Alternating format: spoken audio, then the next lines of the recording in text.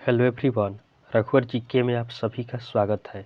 आज हम लोग सीटेट एग्ज़ाम 2018 में पूछे गए पेपर 2 के जितने भी सीडीपी के इम्पोर्टेंट क्वेश्चंस हैं उनका डिस्कशन इस वीडियो में करेंगे, जो आपके सीटेट के एग्ज़ाम के दृष्टिकोण से काफ़ी इम्पोर्टेंट वीडियो है। तो आप वीडियो को अंत तक देखें और वीडियो पसंद आए तो चैनल को सब्सक्राइब जरूर करें ताकि आगे आने वाले वीडियो का नोटिफिकेशन आपको मिलता रहे। तो चलिए आज का क्लास हम स्टार्ट करते हैं। हमारा पहला प्रश्न है, सृजनात्मकता को डैश की अवधारणा से संबंधित माना जाता है। सृजनात्मकता को डैश की अवधारणा से संबंधित माना जाता है।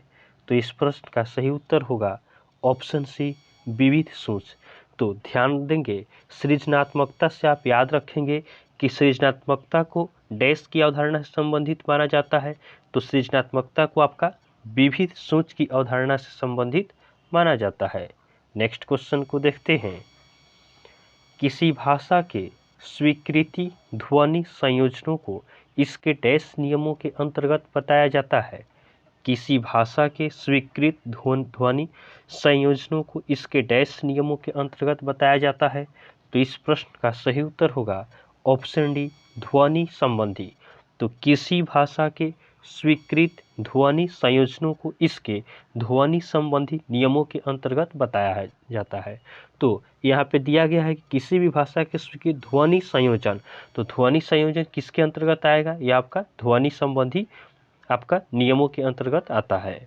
अगला प्रश्न है, जब सोचने की प्रक्रिया किसी भाषा द्वारा प्रभावित होती है तो ऐसी स्थिति को कहते हैं।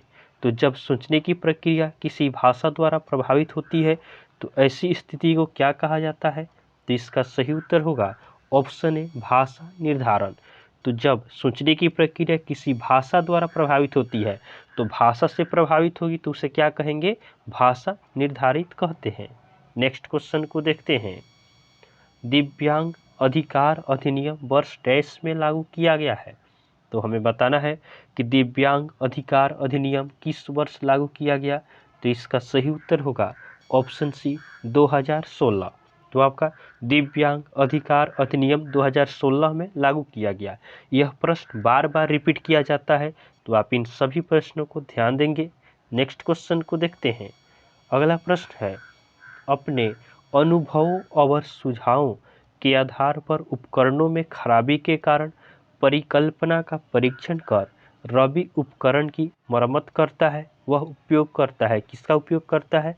कह रहा है कि अपने अनुभव और सुझावों के आधार पर उपकरणों में खराबी के कारण की परिकल्पना का परीक्षण रवि उपकरण की मरम्मत करता है।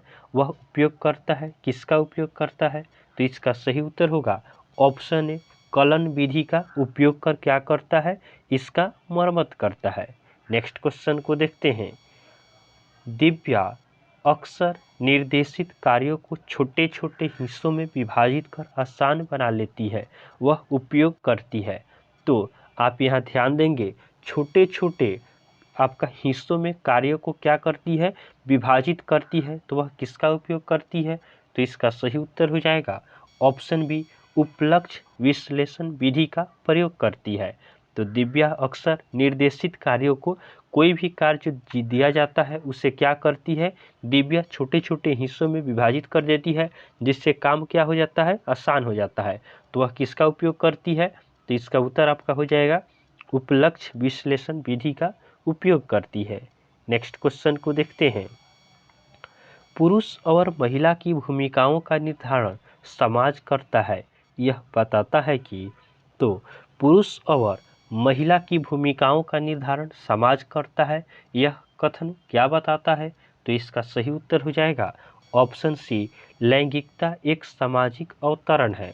तो हमारे समाज में क्या होता है? लैंगिकता क्या है? सामाजिक अवतरण है। समाज में पुरुष और स्त्री में भेदभाव किया जाता है, उनके कार्यों में क्या होता है? अंतर होता है। तो पुरुष और महिला की भूमिकाओं का निर्धारण कौन करता है? समाज करता है। यह कथन बताता है कि लैंगिकता एक सामाजिक अवतरण है। नेक्स्ट क्वेश्चन को देखते हैं। अगला प्रश्न है, समावेशी शिक्षा डैश के सिद्धांत पर आधारित है। समावेशी शिक्षा किस सिद्धांत पर आधारित है? तो इसका सही उत्तर होगा ऑप्शन ए, समता एवं समान अवसर। तो समावेशी शिक्षा आपका, समावेशी से याद रखेंगे, समावेशी शिक्षा आपका समता और समान अवसर के सिद्धांत पर आधारित है। इसमें सभी को समान और समान अवसर दिया जाता है। नेक्स्ट क्वेश्चन को देखते हैं। ग्रेडिंग, कोडिंग, अंकन और क्रेडिट संचय प्रणालियाँ डैश के कुछ उदाहरण हैं। हमें बताना है कि आपका ग्रेडिंग हो गया, कोडिंग हो गया, अंकन हो गया और क्रेडिट हो गया, यह किसका उदाहरण है? तो इसका सही उत्तर होगा ऑप्शन सी, अधिगमकर्ताओं की उपलब्धि के आकलन की गणना विधि। तो यह आपका ग्रेडिंग, कोडिंग, अंकन और क्रेडिट आपका अधिगमकर्ताओं की उपलब्धि के आकलन की गणना करने की विधि है। नेक्स्ट क्वेश्चन को देखते हैं। अगला प्रश्न है, अधिगमकर्ताओं की उपलब्धि का आकलन शिक्षकों की सहायता करता है।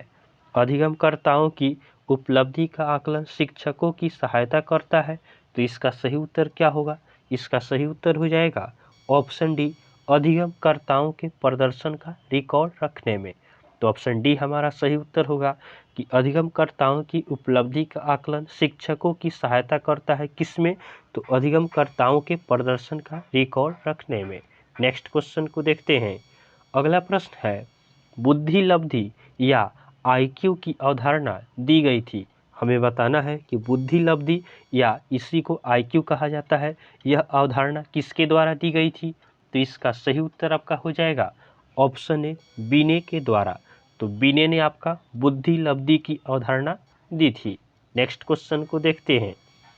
अगला प्रश्न है, डैश महीनों की आयु के बीच अधिकांश बच्चे शब्दों को मिलाकर छोटे छोटे वाक्यों को बोलना शुरू कर देते हैं। हमें बताना है कि कितने महीने के बच्चे आपका छोटे छोटे शब्दों को मिलाकर छोटे छोटे वाक्यों को बोलना प्रारंभ कर देते हैं। तो इसका सही उत्तर होगा ऑप्शन ए, 18 से 24। तो आपका 18 से 24 माह के जो बच्चे होते हैं वे क्या करते हैं? इनमें से अधिकांश बच्चे आपका छोटे छोटे वाक्यों को बोलना प्रारंभ कर देते हैं। अगला प्रश्न है, किसी वस्तु के अस्थायित्व की अवधारणा पियाजे के विकास के डैश चरण में प्राप्त हो जाती है। किसी वस्तु के अस्थायित्व की अवधारणा पियाजे के विकास के डैश चरण में प्राप्त हो जाती है।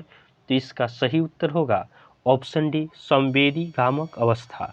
तो आपका किसी वस्तु के अस्थायित्व की अवधारणा पियाजे के विकास के संवेदीगामक चरण में प्राप्त हो जाती है। नेक्स्ट क्वेश्चन को देखते हैं। अगला प्रश्न है, व्यक्तिगत शिक्षा कार्यक्रम की योजना डैश के संदर्भ में बनाई जाती है।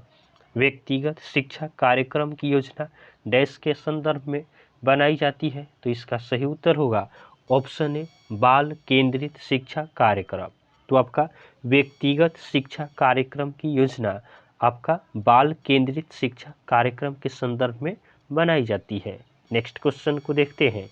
जब आप एक शिक्षक समूह से जुड़े होते हैं और अपने समूह के अन्य लोगों की ही तरह पोशाक धारण करने लगते हैं तो आप प्रदर्शन कर रहे होते हैं। तो किसका प्रदर्शन करते हैं? तो इसका सही उत्तर हो जाएगा ऑप्शन डी, समूह की पहचान। जब हम किसी समूह में रहते हैं और उसी समूह का क्या करते हैं, सेम ड्रेस हम पहनते हैं तो वह क्या होता है, समूह की एक पहचान होता है। जैसे एक स्टूडेंट है वह स्कूल जाता है तो उसका एक खास यूनिफॉर्म होता है जिससे उसके समूह की पहचान होती है। उसका क्या है, वह ड्रेस पहचान होता है कि वह क्या है, एक स्टूडेंट है। उसी तरह आप एक शिक्षक समूह से जुड़ते हैं और अन्य लोगों की तरह आपका भी कोई खास ड्रेस होता है तो यह क्या प्रदर्शित करता है, यह आप प्रदर्शित करता है कि आप भी उस समूह के सदस्य हैं, यह आपका पहचान बताता है। नेक्स्ट क्वेश्चन को देखते हैं। अगला प्रश्न है, स्कूल बच्चों के समाजीकरण की एक ऐसी संस्था है जहां, तो इस प्रश्न का सही उत्तर हमारा हो जाएगा ऑप्शन डी, प्रमुख स्थान स्कूली बच्चों का होता है। तो स्कूल बच्चों के समाजीकरण की एक ऐसी संस्था है जहां पे प्रमुख स्थान स्कूली बच्चों का होता है। तो स्कूल में आपका भूमिका किसका होता है? तो स्कूल में प्रमुख स्थान आपका बच्चों का ही होता है। किन बच्चों का? स्कूली बच्चों का। तो ऑप्शन डी हमारा सही उत्तर होगा। नेक्स्ट क्वेश्चन को देखते हैं। अगला प्रश्न है, शरीर के केंद्रीय भाग से परिधियों या अंगांगों की ओर विकास दर्शाता है। हमें बताना है कि शरीर के केंद्र भाग से परिधियों की ओर जो विकास होता है वह क्या दर्शाता है। तो इसका सही उत्तर हो जाएगा ऑप्शन ए, विकेंद्रीकृत विकास के सिद्धांत को। तो शरीर के केंद्र से जो आपका परिधियों की ओर विकास होता है वह क्या बताता है, विकेंद्रीकृत विकास के सिद्धांत को बताता है। नेक्स्ट क्वेश्चन को देखते हैं। बहुसंवेदी शिक्षण अधिगम की प्रवृत्ति में अधिगम संवर्धन हेतु दृश्य, श्रव्य, स्पर्श और डैश संवेदनाओं का एक साथ प्रयोग किया जाता है। बहुसंवेदी शिक्षण अधिगम की प्रवृत्ति में अधिगम संवर्धन हेतु दृश्य, श्रव्य, स्पर्श और डैश संवेदना का एक साथ प्रयोग किया जाता है। तो इसका सही उत्तर हो जाएगा ऑप्शन डी, गतिबोध। तो आपका बहुसंवेदी शिक्षण अधिगम की प्रवृत्ति में अधिगम संवर्धन हेतु दृश्य, श्रव्य, स्पर्श और गतिबोधक संवेदनाओं का एक साथ प्रयोग किया जाता है। नेक्स्ट क्वेश्चन को देखते हैं। अगला प्रश्न है, जिस दिए गए कार्य को करते समय बच्चे स्वयं आनंद लेते हुए अनुभव प्राप्त करते हैं उसे डैश कहा जाता है। तो इसका सही उत्तर होगा ऑप्शन डी, ड्रिल और अभ्यास कार्य। तो जिस दिए गए कार्य को बच्चे करते समय स्वयं को आनंद लेते हैं तो उसे क्या कहा जाता है, उसे आपका ड्रिल और अभ्यास कार्य कहा जाता है। तो यह भी आपका काफ़ी इम्पोर्टेंट प्रश्न है, आप इसे ध्यान रखेंगे। अगला प्रश्न है और यह हमारा आज का लास्ट क्वेश्चन है कि एक समस्या सुधारक बच्चा डैश विचार के आधार पर कथनों की सच्चाई या संभावना का मूल्यांकन करता है। एक समस्या सुधारक बच्चा डैश विचार के आधार पर कथनों की सच्चाई या संभावना का मूल्यांकन करता है। तो इसका सही उत्तर हो जाएगा ऑप्शन सी, तार्किक। तो एक समस्या सुधारक बच्चा तार्किक विचार वह क्या करता है, तर्क करता है, अपने विचार के आधार पर कथनों की सच्चाई या संभावना को मूल्यांकन करता है। तो ऑप्शन सी हमारा सही उत्तर होगा। तो इस तरह हमने पेपर 2 में आपका 2018 में पूछे गए सीडीपी के जितने भी क्वेश्चंस हैं उनका हमने डिस्कशन किया है, जो आपके लिए काफ़ी इम्पोर्टेंट है।